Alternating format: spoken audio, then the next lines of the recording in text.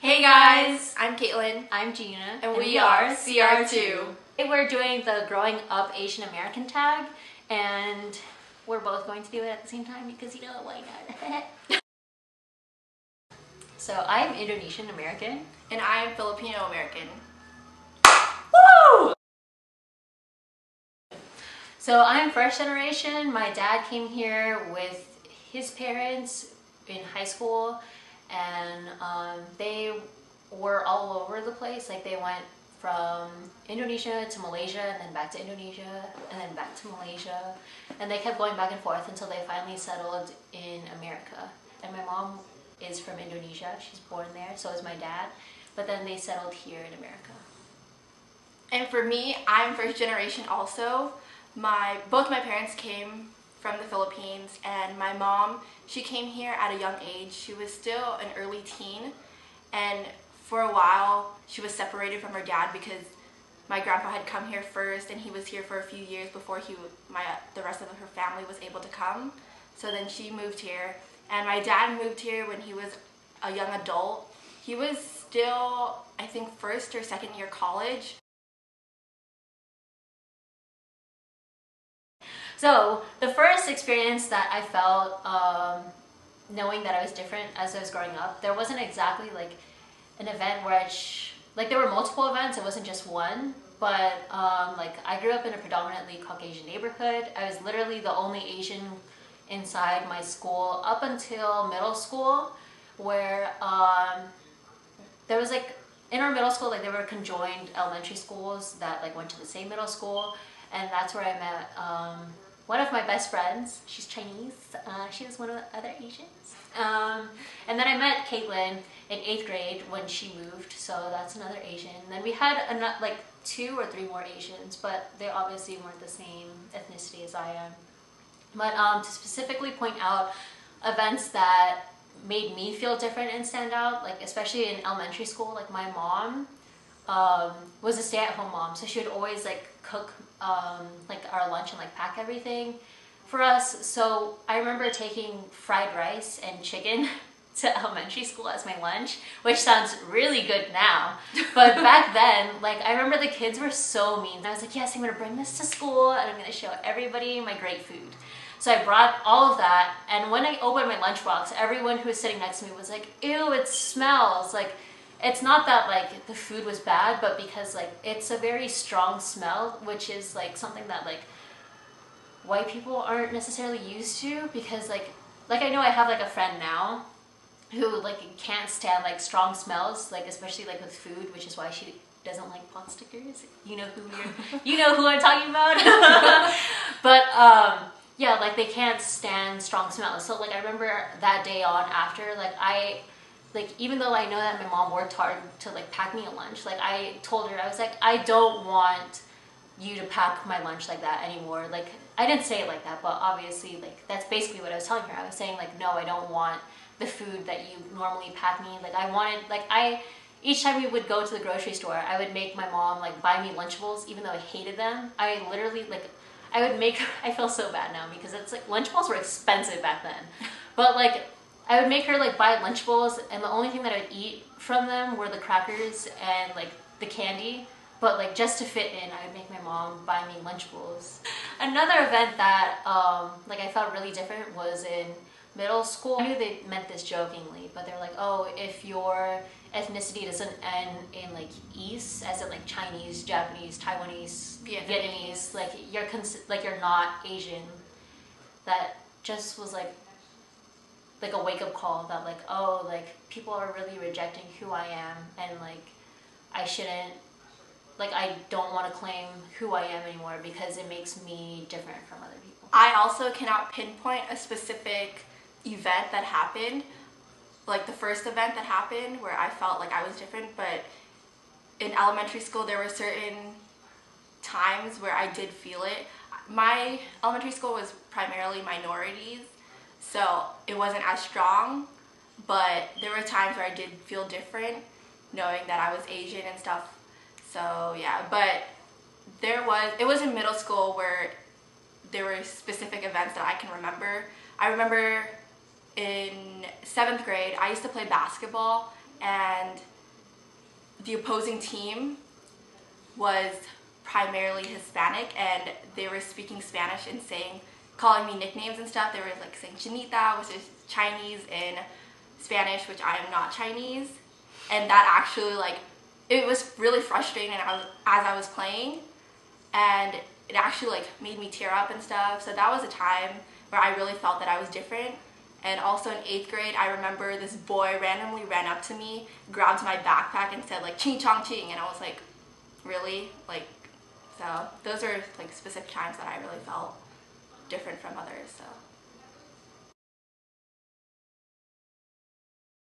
there was definitely a time where I rejected it.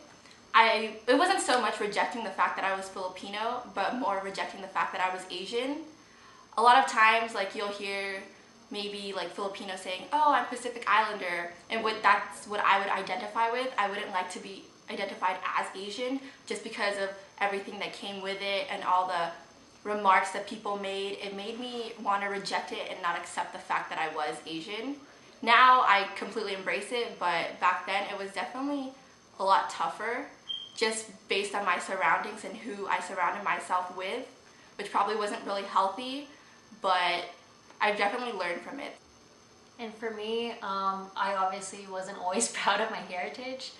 I rejected it a lot, especially growing up with, I would go to church, an Indonesian church, and I saw that all of the kids, they tried, the kids that were around my age or even older, they tried to Americanize themselves way too much. So I felt the need that I should also reject my heritage as well, kind of in a sense, but at the same time, they Americanized themselves too much to the point where they would do drugs, they would do all of these other things that I wasn't a fan of. And I think that they're a main source as to why I don't really necessarily claim being Indonesian specifically. Some stereotypes that Asians are put under is that all Asians are smart, which is not true whatsoever. Because when they say that Asians are smart, they're rejecting that we work hard to get to where we are, which really frustrates me, because everybody will say oh, Gina, you're so smart, you're so smart. Just because I have high grades doesn't mean that I'm smart. That just means that I'm hardworking to where I want to be. Especially in high school, because that's when I finally got my my shit together, obviously. Because before then, I would just go through school with a breeze, with ease. Everything was easy to me. I didn't have to study anything until I got into high school, when I took honors bio. That was the hardest thing in life for me, because I can't memorize for shit. So that's when I finally began studying and everything. And everybody says that oh, you're so smart. That's not the case. It's because I studied. When I come home from school, especially freshman year, that's when I would start studying right away. I would study for hours and hours until it would become 12 o'clock, and I'd be too tired to study anymore, and that's when I'd go to sleep. And that was the same cycle, every single day, studying and studying and studying. It's not that I'm naturally gifted. It's because I work hard, because that's what I want to do with my life. I don't want to, it's the American dream in a sense. You want to do better in life with your academics so that you can get a higher job, a higher social status than your parents do, so that you can provide for them, so that you can become better than what they are.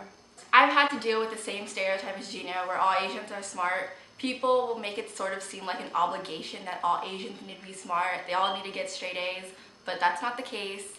And in high school, I noticed that people would go up to either me or my friends and be oh, this should be easy for you because you're Asian, so you should be smart. But no, we had to study for our knowledge and understanding everything. So that's one stereotype. And another stereotype that I've had to deal with is that all Filipinos are nurses. And it's not in the way that some people may think, but I sort of play into the stereotype just because I am going into nursing, but that's my choice. I've never been pressured by anyone to go into a certain field or job. Wanting to become a nurse was my own choice, and that's what I wanted to do. So the way that I've had to struggle with this stereotype is that when I tell people that I do want to become a nurse, they'll tell me like, oh no, that's not what you want to do. You don't want to do that. That's what people expect of you, and that's what like people are telling you to do. But no, it's like my own decision. It just happens that I'm Filipino and I want to be a nurse. Another stereotype that comes into play is when people talk to you in like a Chinese accent, which doesn't make even like it doesn't even make any sense because we're not even Chinese, and like that's not what they sound like. Yeah, they're like, oh, so like you Asian guys, like you're so pretty, like whatever, or like something like that. Or they'll talk about like, oh, like your nails, you get it done for free, like $5, or like something like that. But like they'll have like an accent that like they like try to mimic, and like at the same time they'll be like sort of squinting their eyes at you. Yeah, and that doesn't make any sense because it's like that's not who we are. Like we all have our own language, and like not all of us have that accent. Like granted, yes, every language does have their accent, but it's not limited to just Asian accents. Like there are like accents that come with like Spanish, there are accents that come with Russian, there are accents that come with like I don't know, like just any other accent. Like it's not like not all Asians have the same accent. Yes, I can speak my language. However, it's very limited. Like, I'd like to think of myself as like someone who could who can speak Indonesian like that of a 7-year-old or something. Like, I can get around. Like, I can like talk to my grandparents. I can like talk to people. Like, I can order, I guess. But it's not like to the point where I can hold like a deep conversation. Like, where I can't talk about politics. Where I can't talk about like things in my everyday life. Like it's more like, oh, like may I have this, or like sometimes like I'll even like speak Indonesian like when I'm talking to my mom like in public and we're like trying to talk about like someone who's like annoying us, or like we're just talking like we're basically talking trash about someone but like in a different language so that they don't understand. For me, I cannot speak Tagalog. I do understand it, most of it, and I know basic phrases, and I sort of know more than people think I know, like more than what my family thinks I know. I just don't speak it. I'm gonna sound I'm gonna sound whitewashed when I say it, so that's why I get like a little embarrassed. I just don't want to be wrong, but I do know like basic phrases, and if I've never been to the Philippines, but if I were to go, I'd be able to get around. Also, they speak a lot of English there, so yeah. Yeah, going back onto what Caitlin said, like I'm kind of hesitant like when I speak Indonesian, just because like you don't want to sound whitewashed with your accent, because obviously we can't completely mimic like our mother tongue language's like accent that comes with it. So like whenever I speak, like especially like my parents or like my aunts or like my sisters also, like they like whenever I try to speak to them in Indonesian, like they kind of make fun of me. They're like, oh, like just speak in English, like why are you speaking in Indonesian, because like your accent sounds so bad. So like in a way I guess that kind of discourages me from speaking. But I mean I still speak. Being Asian American, I can't really claim that it has had a heavy toll on my relationship with my parents, because my mom did grow up here. She spent most of her life here. She moved here when she was still an early teen. So yeah, she understands the American lifestyle and culture and traits. So she understands like my point of view, and there are some stuff where we have different perspectives on it, but it hasn't been like, oh, like we're arguing with each other about something, because she does understand the lifestyle here. And as for my dad, it hasn't really been hard either, because even though he's not like the best with English, I understand Tagalog and he understands English, so we communicate in that way. And he also speaks a lot of Taglish, so that's how it goes with them. So yeah. It also kind of has affected my relationship with my parents, more so in a way that like my mom did not grow up here. She grew up in Indonesia, so like obviously like she's not gonna understand like the lifestyle that they have here. And because of that, like she has like expectations of us that aren't really like possible. And so like I feel like in a way like I can't really like talk to my parents in a sense that I would want to, just because like they don't understand like how life is for me. And like my dad grew up here, but like he still has the mindset of like the 18th century. So like I just feel like I can't like talk to them because of the disconnect with like them understanding American culture, if that makes sense. I'm very proud to be Indonesian American. I can't say that I'm proud to be an American. I can't say that I'm proud to be Indonesian, but I can say that I'm proud to be Indonesian American just because there's, as many of other people have said inside their own videos, like you're living the double life. Like you get the best of both worlds. You get to see like a traditionalist view in being like a child of an immigrant. Like you can see like traditional values, like what they want for you, whereas like you can also be modernized and see like the American culture and everything. I definitely do identify as Filipino American and Asian American, and I definitely embrace it more than I did now. It was more when I was in high school that I really got into accepting who I was and what my heritage was. So yeah, I definitely am proud of who I am now, and the way I see it, the way I see myself being Asian American is very different from how I saw myself when I was younger. My favorite thing is that like I know more things about the world than the average person would. I don't know if that makes sense, but like I know a lot about like not just my heritage, like being Indonesian American, like I know more than what's just Indonesia. Like I know a lot about like Filipino culture, I know a lot about Chinese culture because of the people that I surround myself with. And I definitely agree with Gina, and my favorite thing about being Asian American is that what she said earlier, I get the best of both worlds. Hannah Montana. No, but I get both sides. Like when it comes to culture, I get both my American culture and whatever traits that comes with, and I also get my Filipino culture.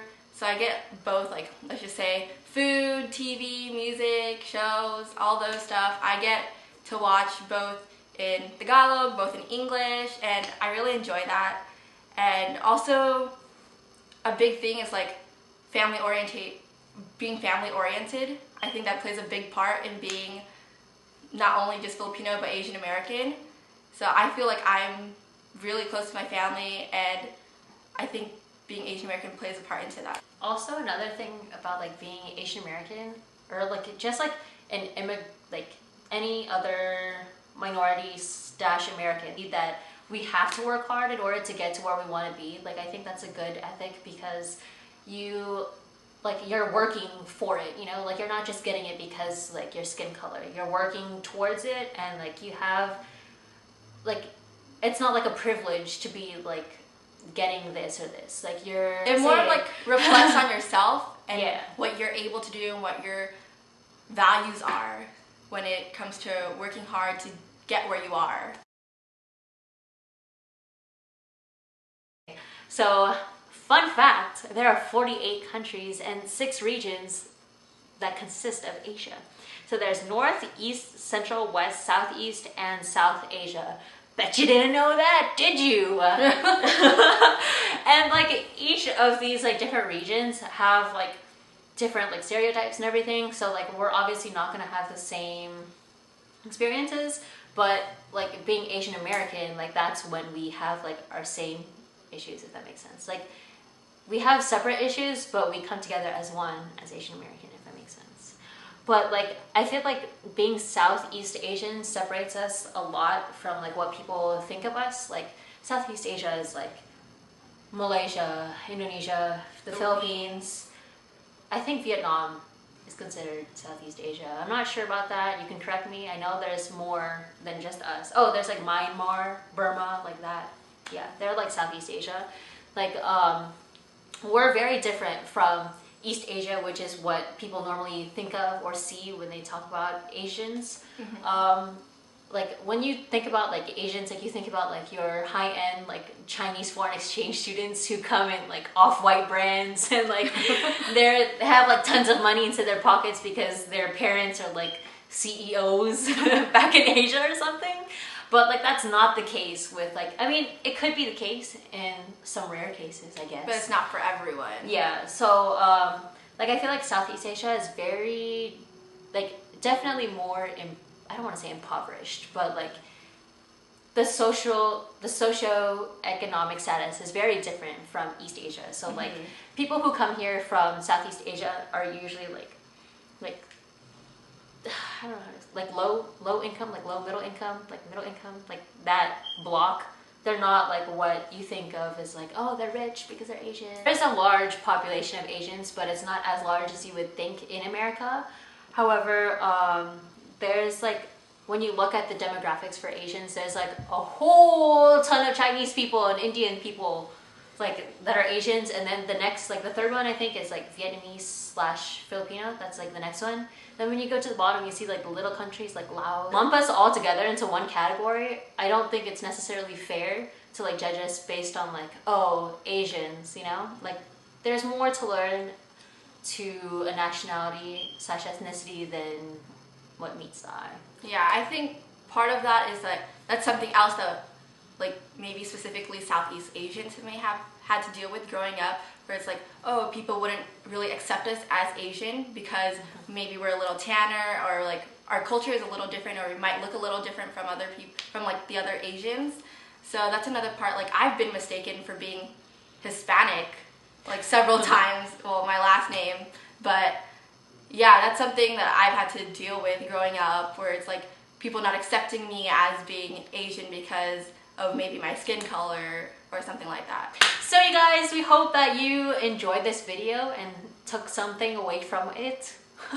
Hopefully you guys feel encouraged to do this tag on your own as well. However, this is not limited to just Asian Americans. We're just doing it because we're Asian American, obviously. Yeah. You can answer these questions if you're like another nationality/American and you want to voice yourself or express something that you've always wanted to say. So yeah, and I think it's very important that we're coming out as like the younger generation, coming out with our struggles so that we can talk about it and like hopefully work towards like revolutionizing for the next generation, you know what I mean?